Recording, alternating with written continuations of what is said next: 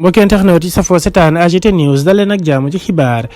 diggante Abba No Stress ak Pape Cheikh Diallo ñu bëri ñu ngi ci doon indi ay polémique naan ñoom ñaar dañoo am ay problème yu jafe-jafe yu métti fële ca biir TFM lu di mel nag ki nga xam ni moo di Abba No Stress moom daal dina koy démentir nee na kii di Pape Cheikh Diallo ab magam la gaa nag moom bi muy doog a ñëw ca biir télé ba amoon nañ ay différends yu ndaw waaye nag dañ koo teel rek la ñoom ñaar ba tax na ñoom seen ëpp diggante dafa tax loola nee na ki nga xam ne moom moo di Pape Cheikh Diallo daf koy dimbali sax lu bëree bëri ci la nga xam ne moo di ab liggéeyam ndax moom wan man show gi muy def Pape Cheikh da ko ciy jox ay xalaat di ko ci conseiller saa su nekk mu ne nag nit ñi ñoo ciy nekk di wax waaye moom ak Pape Cheikh amut lenn lu ñu jotee te ba noppi itam kii di Pape Cheikh Diallo daf koo yaatal bu baax a baax ca biir TFM lu ci mënti am Abba No Stress mi ngi liggéey bu am solo ci Sénégal ndax jafe-jafe yi nga xam ni Sénégalais yi ñu ngi koy dund ndax président Macky Sall moom au moins mi ngi leen di retanloo ngir ñu daal di koy mën a fàtte waaye nag di xaarandiwaale atum 2024 ngir daal di ko fiy jëlee réew mi mën a soppeeku réew mi mën a naat